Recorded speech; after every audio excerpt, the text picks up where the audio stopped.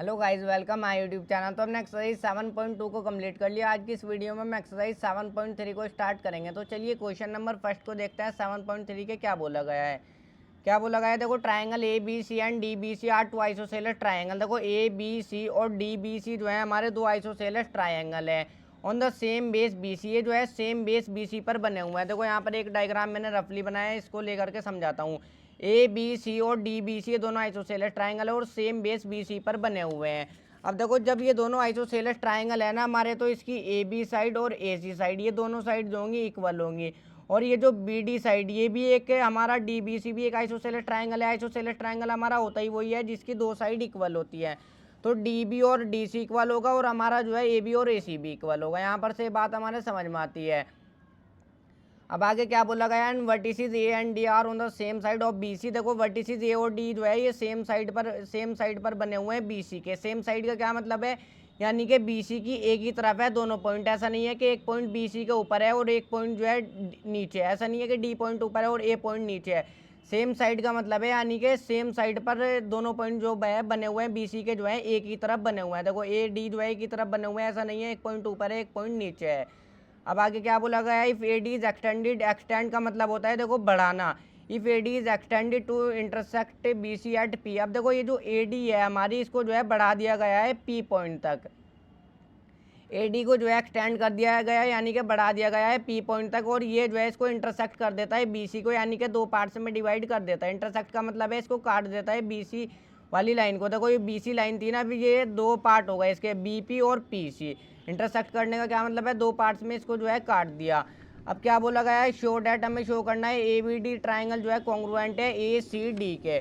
हमें शो करना है A B D triangle congruent है ए सी डी के। देखो इसकी ये वाली साइड इसके इक्वल है और इसकी ये वाली साइड जो है इसके इक्वल है, मैंने बता दिया।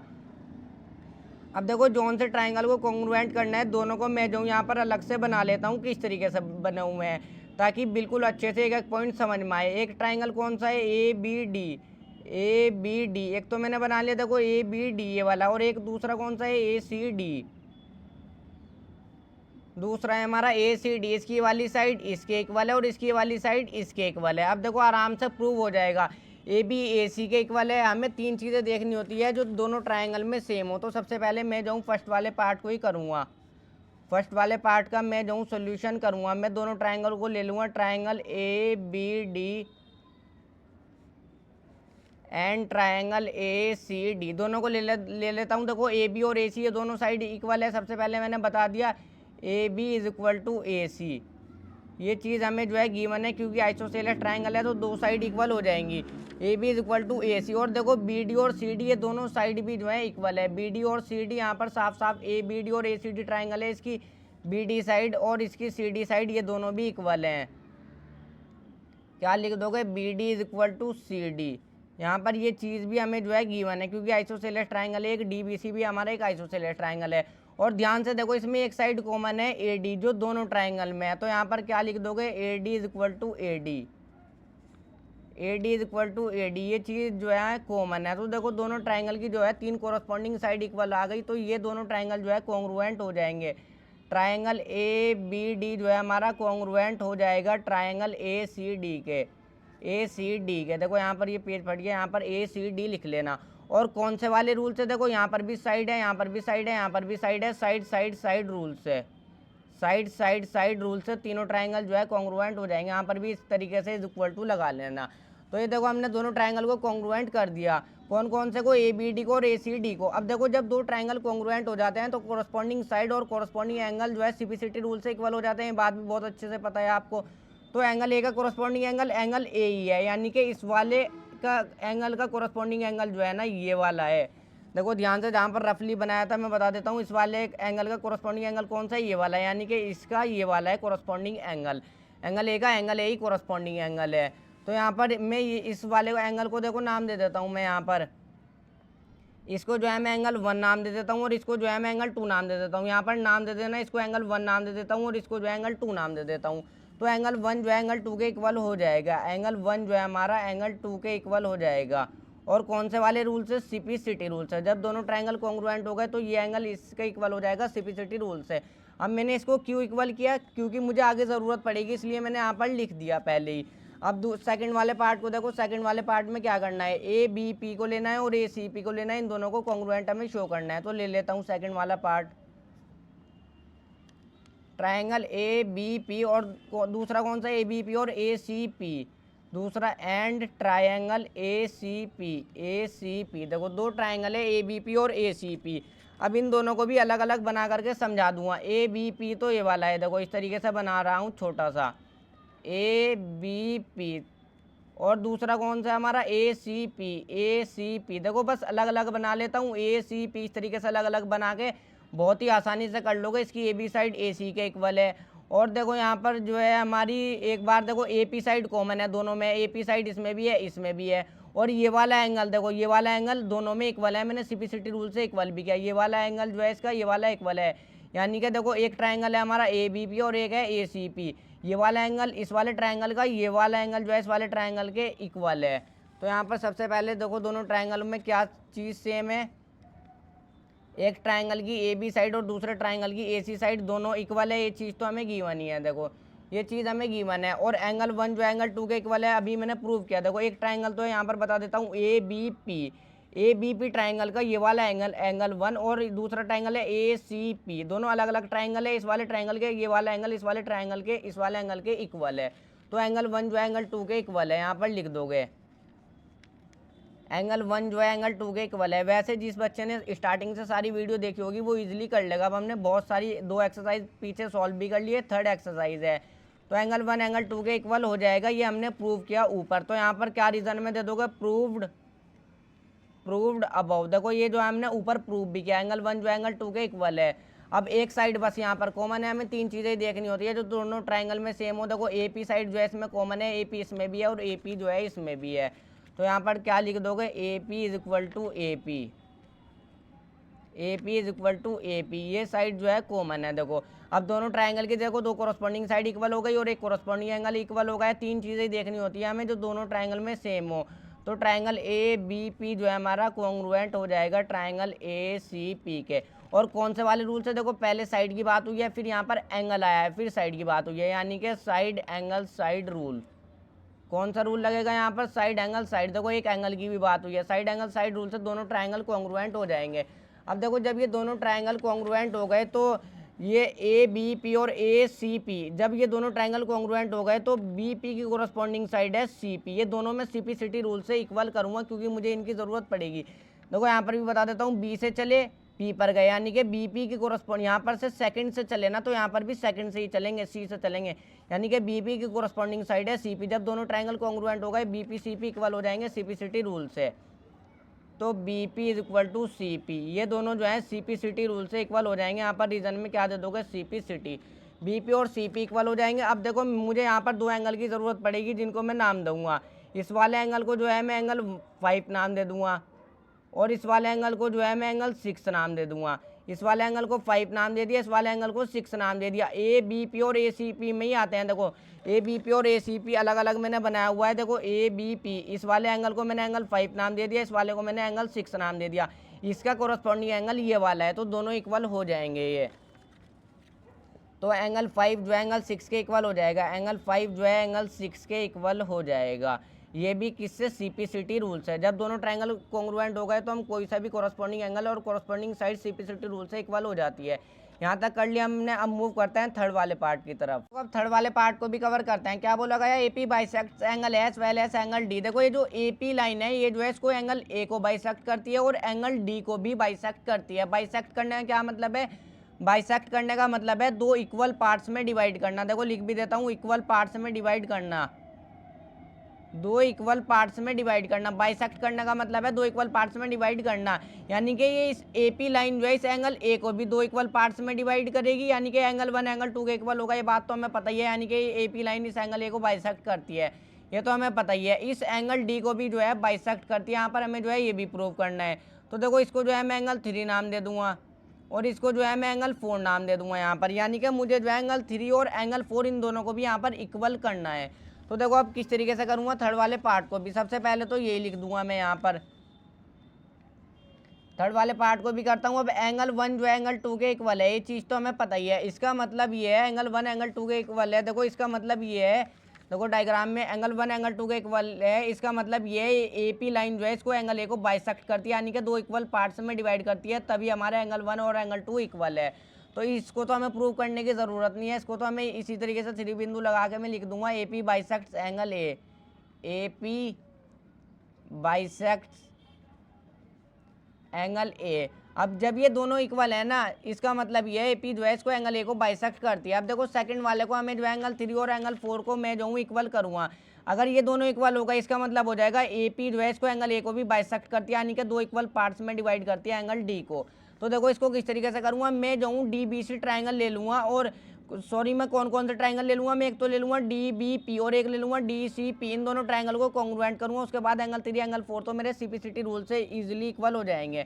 तो देखो कौन कौन से ट्राइंगल ले लूँगा मैं, in triangle DBP and triangle DCP। एक बार इसमें डायग्राम में देख भी लेना, DBP और DCP छोटे वाले ट्राइंगल दोनों ले लिए। देखो डायग्राम भी मैं अलग से मैंने बना भी लिया है, DBP ले लिया और DCP ले लिया, DP और DC ये दोनों साइड DP और DC इक्वल है, बात हमें पता है।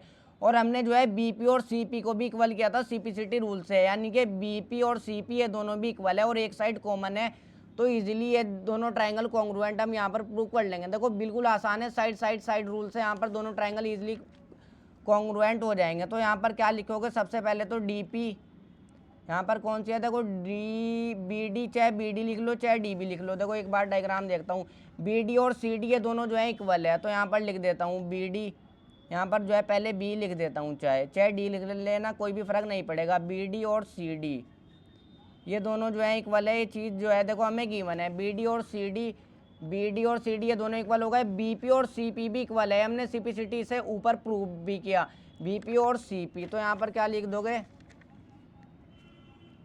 BP is equal to CP, यहाँ पर आ जाएगा CP। BP और CP ये दोनों हमने जो है देखो ऊपर प्रूव भी किया, BP और CP हमने ऊपर प्रूव किया CPCT रूल से equal, proved PROVED, proved above, हमने इसको ऊपर प्रूव किया कि ये दोनों जो है इक्वल है और एक साइड बस कॉमन है। देखो DP साइड जो है कॉमन है दोनों में, तो DP is equal to DP लिख दोगे, DP is equal to DP, ये चीज़ जो है कॉमन है, DP is equal to DP। देखो दोनों ट्राइंगल की तीनों कॉरस्पॉन्डिंग साइड इक्वल हो गई। हमें मेन 3 चीज़ें देखनी होती है जो दोनों ट्राइंगल में सेम हो। तो ट्राइंगल DBP जो है हमारा कॉन्ग्रुएंट हो जाएगा ट्राइंगल DCP के, कौन से वाले रूल से, साइड, तीनों साइड हैं तो साइड रूल से दोनों ट्राइंगल कॉन्ग्रुएंट हो जाएंगे। अब जब दोनों ट्राइंगल कॉन्ग्रुएंट हो गए, बस देखो अब हमें क्या करना था, हमें जो है मुझे जो है देखो यहाँ पर जब ये दोनों ट्राइंगल कॉन्ग्रुएंट हो गए DBP और DCP, तो एंगल 3 एंगल 4 CPCT रूल से इक्वल हो जाएगा। वैसे ही बता देता हूँ, एंगल D का कॉरस्पॉन्डिंग एंगल D है, तो मैंने यहाँ पर इनको नेमिंग दे दी थी, इसका एंगल 3 नाम दे दिया था, इसका एंगल 4 नाम दे दिया था। तो एंगल 3 एंगल 4 CPCT रूल से इक्वल हो जाएंगे, angle 3 is equal to angle 4, reason में क्या आ जाएगा CPCT। अब जब ये दोनों एंगल इक्वल हो गए, इसका मतलब ये है कि ये AP जो है इसको एंगल D को बाइसेक्ट करती है, यानी कि दो इक्वल पार्ट्स में डिवाइड करती है। हमने इन दोनों को इक्वल यहाँ पर कर भी दिया। तो यहाँ पर 3 डॉट लगा करके क्या लिख दोगे, जिस तरीके से देखो ऊपर लिखा therefore AP bisect angle A, इसी तरीके से लिख दोगे बिल्कुल, देयरफॉर 3 डॉट लगा के लिख दोगे, कौन सी लाइन है हमारी, AP, therefore AP bisect angle D। इस तरीके से ये जो है एंगल D को भी बाइसेक्ट करती है, बाइसेक्ट करने का मतलब है दो इक्वल पार्ट्स में डिवाइड करना। हमने इन दोनों को इक्वल यहाँ पर शो कर भी दिया। अब जल्दी से लास्ट वाले ये फिर आप फोर्थ वाले पार्ट को भी कवर कर लेते हैं। क्या बोला गया, AP is the perpendicular bisector of BC। देखो ये जो AP है लाइन, ये जो है परपेंडिकुलर बाइसेक्टर है BC का। परपेंडिकुलर का क्या मतलब है, यानी कि AP जो है इस पर BC पर 90 डिग्री का एंगल बनाएगी। एंगल 5 भी हमें यानी कि 90 डिग्री का यहाँ पर प्रूव करना है और एंगल 6 भी 90 डिग्री का प्रूव करना है। हमें जो है इन दोनों को 90 डिग्री का प्रूव करना है। परपेंडिकुलर बाइसेक्टर है और बाइसेक्टर का मतलब है दो इक्वल पार्ट्स में डिवाइड करना है, यानी कि AP जो है इस BC को दो इक्वल पार्ट्स में डिवाइड करती है। अब हमें पता है BP और CP इक्वल है, तो इस चीज़ को हमें प्रूव करने की ज़रूरत नहीं है, क्योंकि ये इक्वल जब ही है जब ये AP इसको बाइसेक्ट करे, यानी कि दो इक्वल पार्ट्स में डिवाइड करे। तो हमें परपेंडिकुलर बाइसेक्टर यहाँ पर तो देखो किस तरीके से करेंगे फोर्थ वाले पार्ट को। अब सबसे पहले यहाँ पर देखो हमें पता है एंगल 5 और एंगल 6 ये दोनों जो है इक्वल है। हमें जो है इन दोनों को 90 डिग्री का यहाँ पर हम प्रूव करेंगे। एंगल 5 और एंगल 6 ये दोनों जो है इक्वल है। ये चीज़ हमें बहुत अच्छे से पता है। एंगल 5 और यहाँ पर एंगल लिख लेना है एंगल 6। ये चीज़ हमने जो है देखो प्रूव करी ऊपर, प्रूव्ड अबव। क्या लिख दोगे? Proved above. हमने जो एंगल 5 और एंगल 6 को तो इक्वल प्रूव कर लिया था ऊपर। देखो अब एंगल 5 जब एंगल 6 है, ये दोनों जो है अब देखो हमारे एक लाइन पर बने हुए हैं। जब भी इस तरीके से एक लाइन पर दो एंगल बने हो तो दोनों का सम जो होता है 180 डिग्री के इक्वल होता है। दोनों जो है हमारे लीनियर पेयर बनाते हैं। तो देखो ऑन लाइन BC, एक BC लाइन पर बने हुए हैं दोनों एंगल, दोनों का सम कितना होगा? 180 डिग्री होगा। हमने चैप्टर 6 में बहुत अच्छे से पढ़ा है। तो यहाँ पर देखो किस तरीके से लिखोगे, ऑन लाइन BC वाली लाइन पर ये दोनों एंगल बने हुए हैं। एंगल 5 प्लस में एंगल 6, इन दोनों का सम जो होगा 180 डिग्री के इक्वल होगा। यहाँ पर रीजन में क्या आ जाएगा? Linear pair. ये दोनों जो है हमारे लीनियर पेयर हैं, तो इन दोनों का सम 180 डिग्री होगा। तो अब देखो एंगल 5 मेरा एंगल 6 के इक्वल है, तो मैं एंगल 5 की जगह पर एंगल 6 रख सकता हूँ। इससे कोई भी फर्क नहीं पड़ेगा। मैंने एंगल 5 की जगह पर एंगल 6 रख लिया, प्लस में angle 6 is equal to 180 degree. अब देखो एंगल 6 प्लस में एंगल 6 कितने हो जाएंगे? 2 एंगल 6 हो जाएगा। 1 एंगल 6 ये है, 1 एंगल 6 ये है, तो 2 एंगल 6 हो जाएगा इज इक्वल टू 180 डिग्री। अब एंगल 6 में इधर ही रखूँगा और इसको 2 को जो है ये मल्टीप्लाई में एंगल 6 के साथ नीचे डिवाइड में आ जाएगा, ये कट जाएगा, 90 यहाँ पर से आ जाएगा। तो एंगल 6 इज इक्वल टू 90। तो एंगल 6 हमने 90 निकाल लिया। अब देखो एंगल 5 और एंगल 6 हमारे इक्वल है, तो एंगल 5 हमारा एंगल 6 90 डिग्री आ गया, तो एंगल 5 भी हमारा 90 ही होगा। एंगल 5 भी जो है हमारा 90 डिग्री हो जाएगा, क्योंकि दोनों एंगल इक्वल है। इसका मतलब ये है ये AP जो है इस पर परपेंडिकुलर है BC पर। जब दोनों तरफ 90 डिग्री का, यानी कि एंगल 5 एंगल 6 दोनों 90 के आ गए, इसका मतलब ये AP जो है इस पर परपेंडिकुलर है। और BP और CP है दोनों भी इक्वल है, यानी कि जो है AP परपेंडिकुलर बाइसेक्टर है। ये चीज़ तो हमें पता ही है, हमने ऊपर प्रूफ भी कर दिया था। देखो BP और CP ये दोनों भी जो है हमारे इक्वल है। यहाँ पर ये भी लिख सकते हो BP is equal to CP। क्या लिख दोगे यहाँ पर? रीजन में प्रूव्ड अबव। हमने जो है ऊपर इसको प्रूव्ड भी किया। अब देखो BP और CP AP लाइन जो है इसको BC को दो इक्वल पार्ट्स में भी डिवाइड कर देती है। BP और CP AP जो है इस पर परपेंडिकुलर है, यानी कि दोनों तरफ 90 डिग्री का एंगल बनते हैं। AP जो है इस पर BC पर जो है 90 डिग्री का एंगल बनाएगी। एंगल 5 एंगल 6 90 डिग्री का हमने प्रूव कर दिए, यानी कि यहाँ पर लास्ट में लिख दोगे देयरफॉर इस तरह AP। लास्ट में क्या लिख दोगे? देखो AP इज